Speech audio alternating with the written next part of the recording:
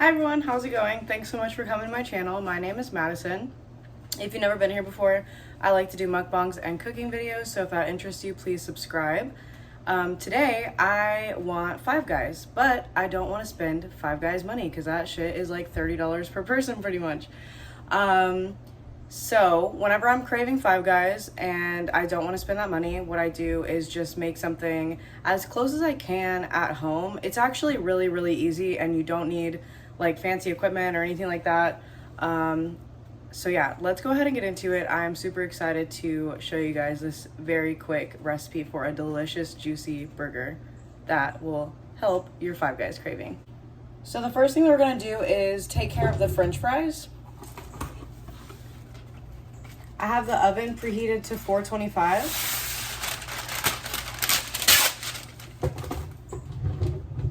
And I have this parchment paper that's really big, so I just like to fold it over like that.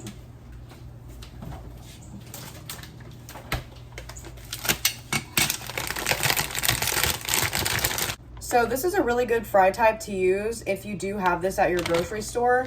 The brand of this is Lamb Western, I think. Montana? What does that say? Okay, I'm just gonna put it in the description, but this is what the bag looks like. It's hand-cut fries. They do not have instructions on here for frying these. Oops, that is way too many fries. Okay, there we go.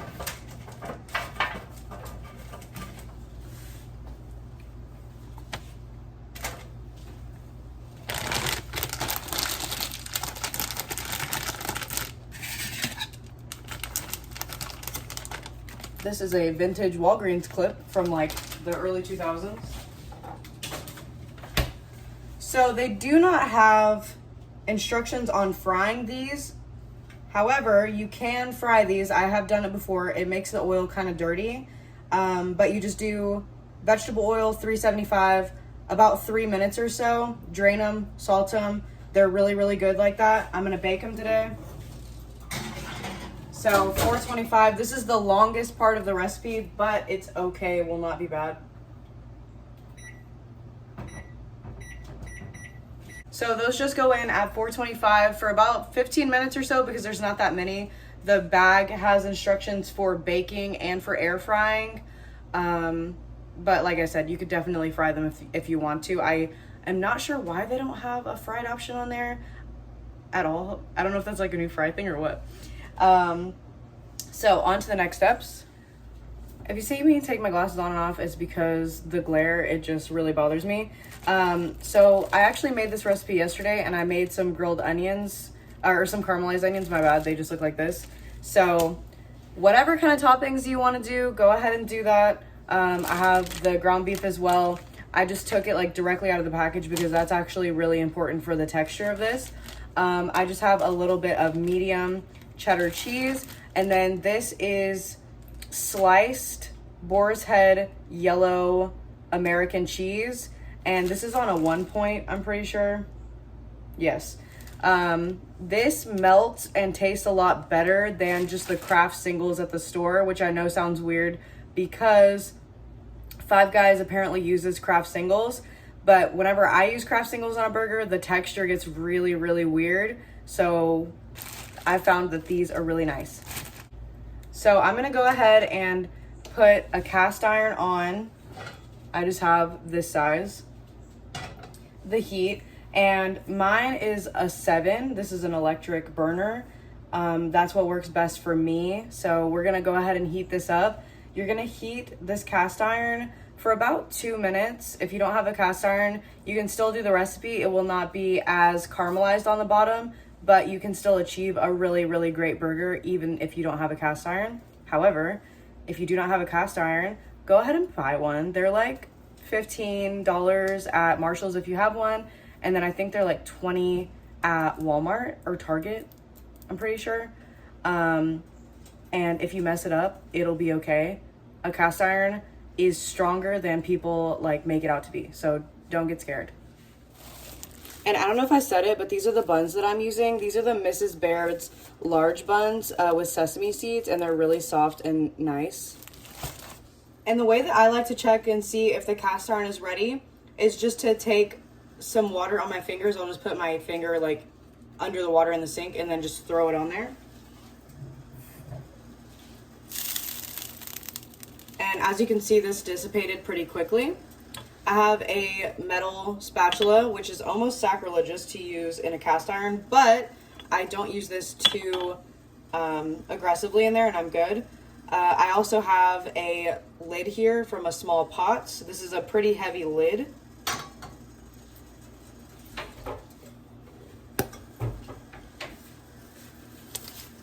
And I'm just going to use a glove because that makes me feel more comfortable. I have these gloves from a previous job. They would have been thrown away if I did not take them.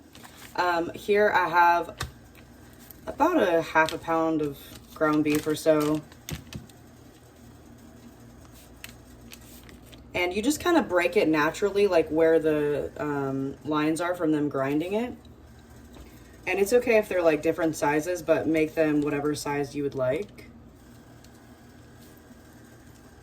So I'm going to go ahead and set these in here.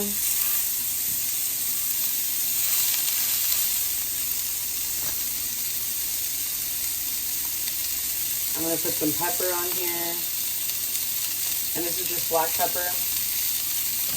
And you can do whatever seasonings you want, but honestly with a burger like this, it's better to be a bit more simple.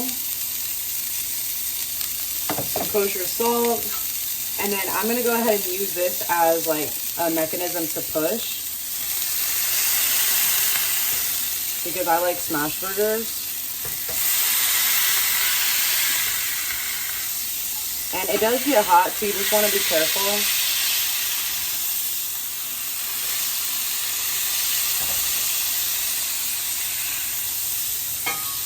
But having this flat surface is a great way to make sure that you don't break the meat apart. Perfection.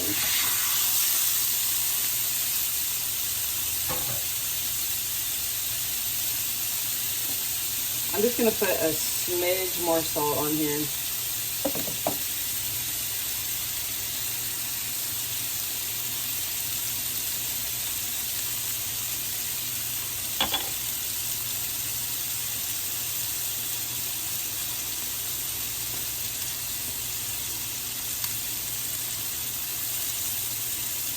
And while this is going on, I have another pan on this side, just a flat pan. And I'm going to go ahead and put the heat on a 6, which is a medium, a little bit above a medium.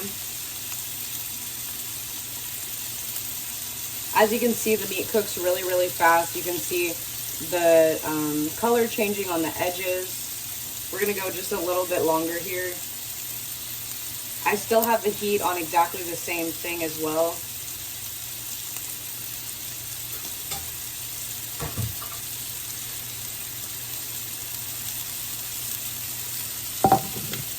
And during this time is when I like to go ahead and get my other items ready. So I'm going to grab some mustard and mayonnaise and ketchup because that's what I like on my burger.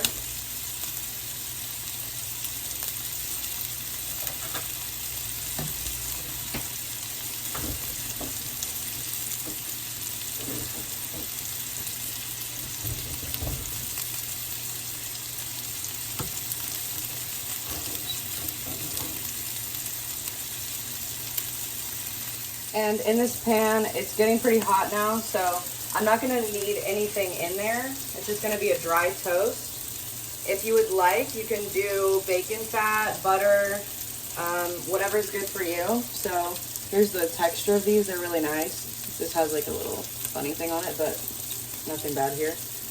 They're really light, really nice. So I'm just going to set these down. And I like to kind of press them a little bit.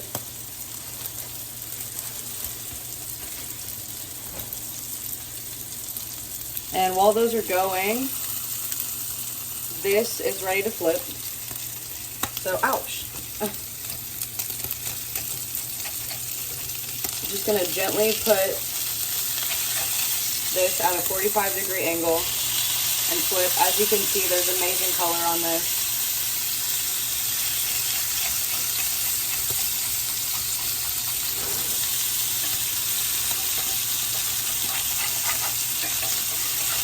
And the reason I did not make them the same size is because naturally they did not want to be the same size.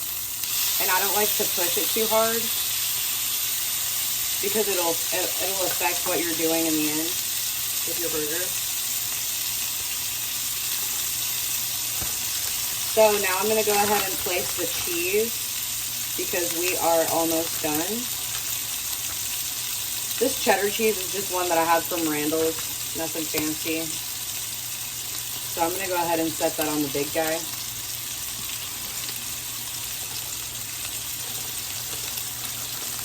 The second side cooks very, very quickly.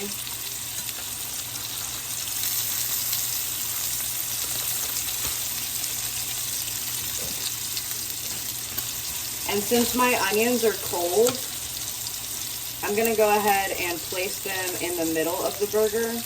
But you can place them wherever you'd like if you're using them. Like when I had them yesterday when they were fresh, I actually just set them on the top.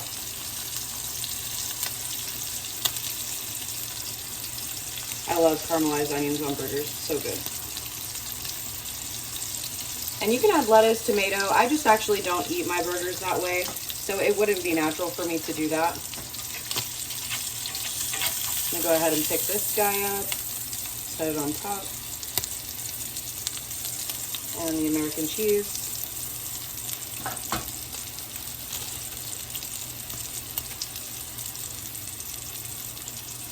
And it's surprising how fast this goes, but it's really nice. And if you wanted to do a lot of burgers at once, like I made burgers for me and my boyfriend yesterday, you can do this exact thing, and then you can just set them on a plate, make your buns, and then do everything like that. I'm going to turn the heat off. I'm going to check on my bun. Bun is still toasting. Ouch.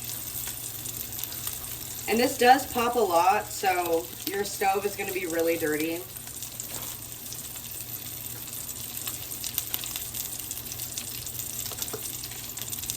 And I'm going to go ahead and put a little bit of mustard on top of this. I don't like too much.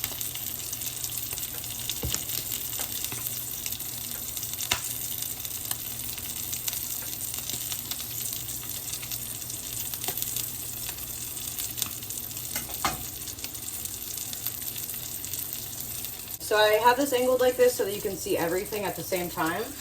I'm going to turn the heat off on the buns. And I got a nice toast on there. It's not perfect, but it's okay. And then again, I'm just going to slide this gently under here to try to keep that beautiful brown color on the bottom. And you can cook these to whatever your liking is. Ground beef really should be cooked all the way through to 165 for food safety, but you can eat it however you'd like.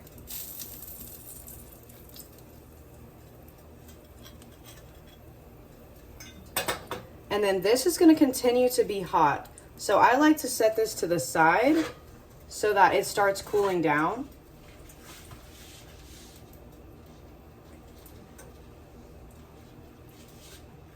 Because that is very, very, very hot right now. Awesome. So now that we have this, got some ketchup, and I'm actually going to use some Kewpie on this. It's really good. If you don't have Kewpie mayonnaise, you know, just use whatever mayonnaise you'd like, or if you don't want mayonnaise, don't use it. Do whatever makes sense for you. And that is the timer for our fries. So this took about, 15 minutes start to finish, which is amazing.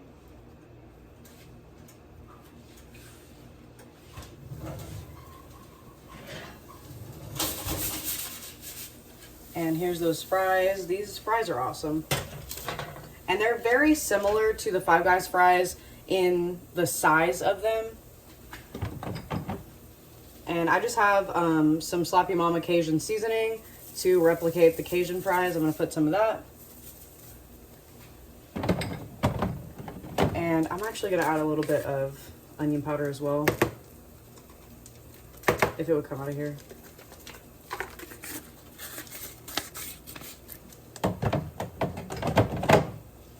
And then I just shake it around a little bit.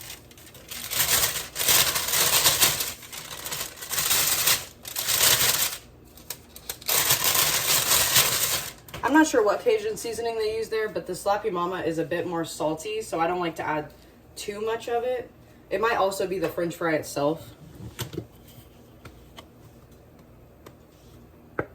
And I honestly like a lot of ketchup. That's my prerogative. Please do whatever you would like. And then we're just gonna set that bun on there and get these fries. And that's our burger.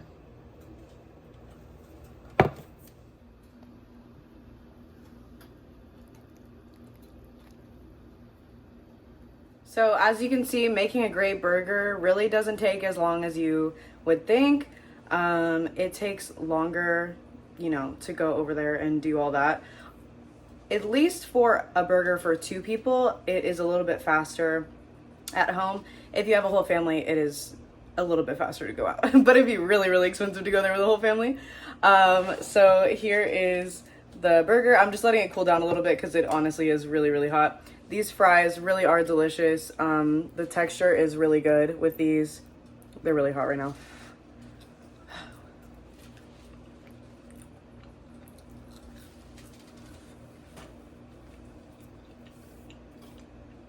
And I could have left the fries in there for 2 more minutes and they would have been perfect, but I'm filming, so it's a little bit harder. So let's go ahead and try this burger together so you can see the texture.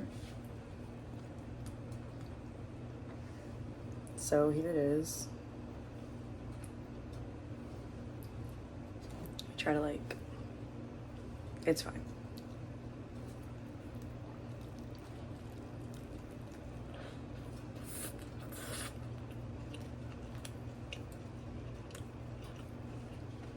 And you can add more cheese if you want to, because Five Guys, you know, is like really, really cheesy. But I like it like this. And see, it's cooked all the way through, but this is not a dry burger. Like, this is really nice. The texture is great because of that nice lace that we added on the outside because we cooked it in a cast iron. This is really a great substitute. You can see some of the like cheese lace here as well that melted.